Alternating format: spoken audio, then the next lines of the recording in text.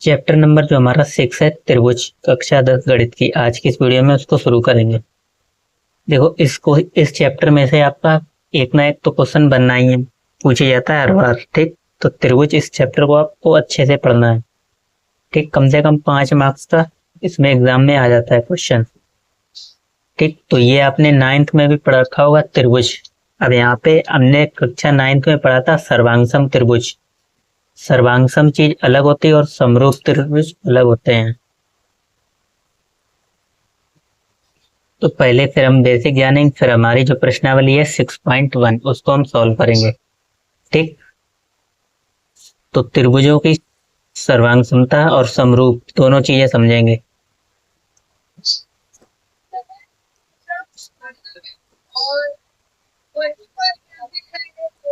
देखो, त्रिभुज के बारे में आप तो जानते ही होंगे। पहले 3 भुजाओं से घिरी बंद आकृति क्या कहलाती है? त्रिभुज। इसमें 3 भुजाएं हैं, 1 2 3। ये 3 भुजाएं और 3 शीर्ष होते हैं और 3 कोण, इतना तो सभी जानते होंगे। ठीक, ये 3 कोण बनते हैं। अब यहाँ पे बात आएगी त्रिभुज की समरूपता और सर्वांग समता। देखो, सर्वांग सम और समरूप दोनों चीज अलग अलग होती है। कैसे, यहाँ पे समझा दें आप।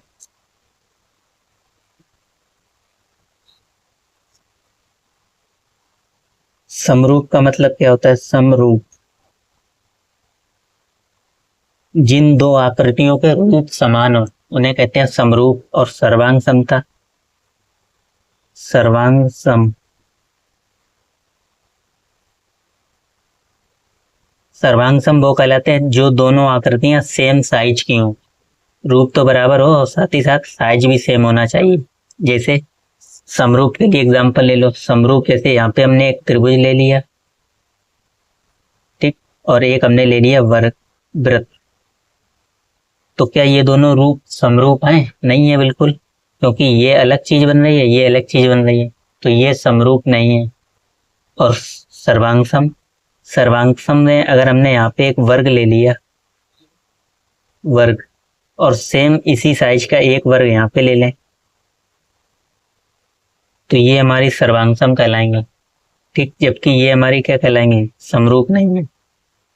अब समरूप का साइन आपको मालूम होना चाहिए, सिर्फ एक ऐसे होता है, ये समरूप का साइन होता है और ये होता है सर्वांगसम का।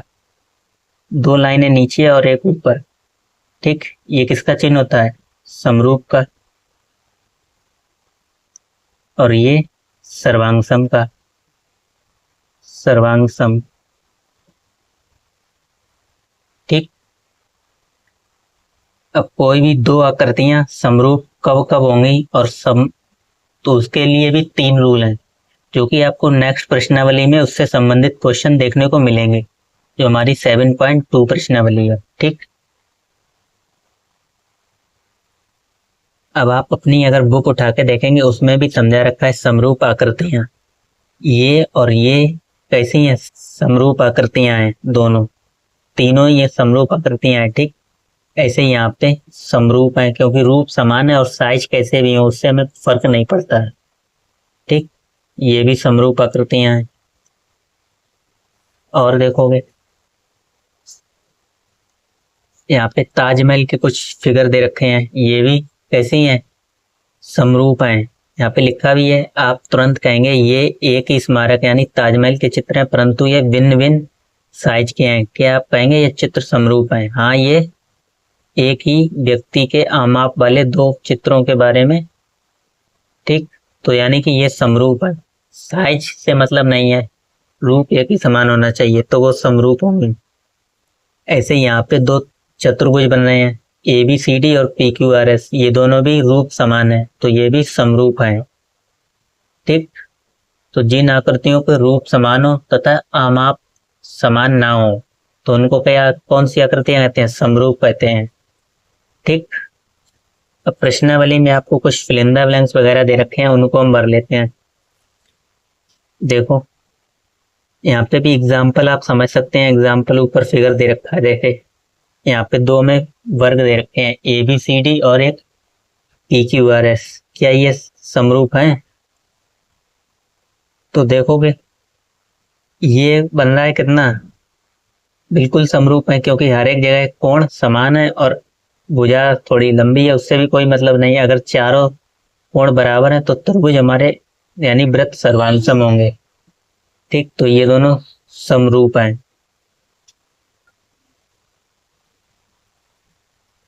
जबकि ये समरूप नहीं है, क्योंकि ये वर्ग बन रहा है और ये वर्ग नहीं बन रहा है, चतुर्भुज जैसा बन रहा है। ठीक, तो ये दो आकृतियां सर्वांसम नहीं है। अब प्रश्नावली देखोगे, प्रश्नावली 6.1 का पहला क्वेश्चन कह रहा है कोष्टकों में दिए गए वृत्त शब्दों में सही शब्दों का प्रयोग करते हुए रिक्त स्थानों को भरिए। सभी वृत्त होते हैं सर्वांसम या समरूप। तो सभी वृत्त की बात आ गई, जिसमें आ जाएंगे सारे आपके समबाहु समद्विबाहु। ठीक, तो सभी वृत्त समबाहु तो नहीं आएगा, लेकिन सभी वृत्त होते हैं समरूप, क्योंकि रूप समान होता है। आप छोटा बना लो या बड़ा, तो पहले वाले में आ जाएगा समरूप। ठीक,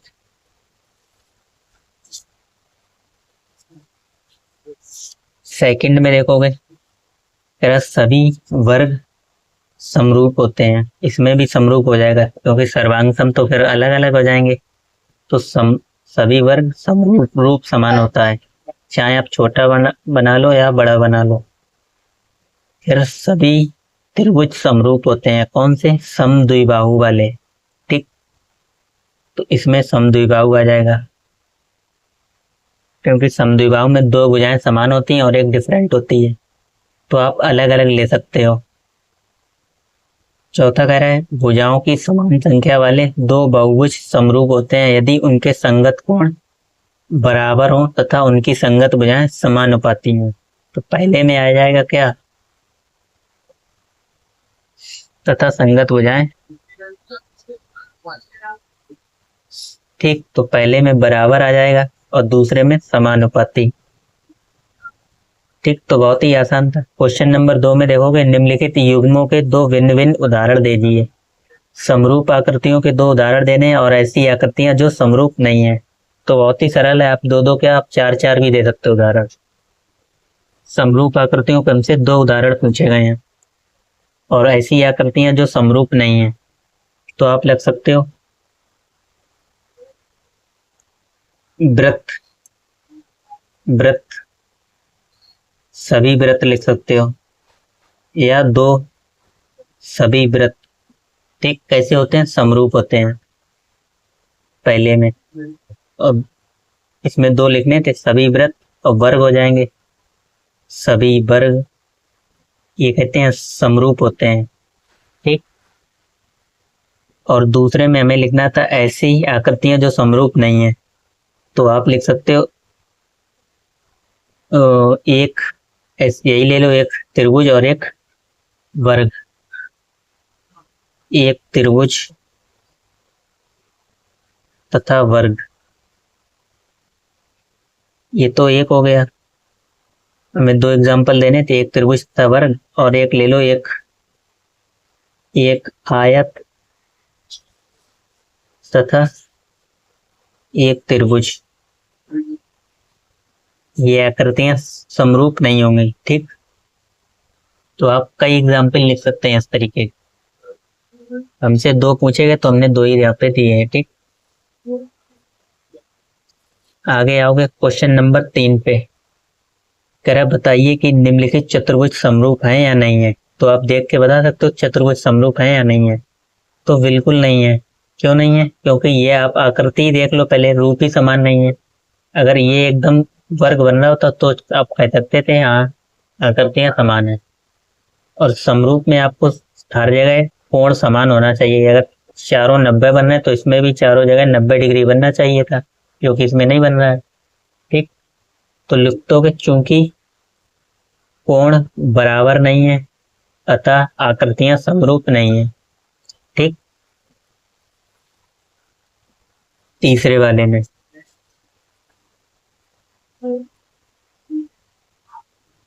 दिए गए चित्र में कोण बराबर नहीं है, नहीं है, तो अतः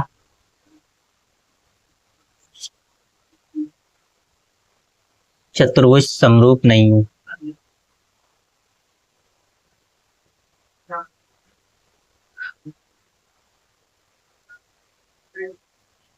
ठीक, हमारे चतुर्भुज कैसे हो जाएंगे? समरूप नहीं होंगे।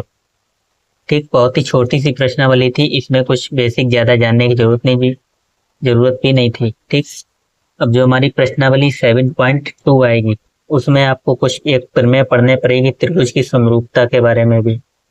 ठीक, तो वो हम नेक्स्ट वीडियो में डिटेल में समझेंगे एवं प्रश्नावली 7.2 को भी सॉल्व करेंगे। सॉरी, 6.2 चैप्टर नंबर हमारा कौन सा था? 6.2। ठीक,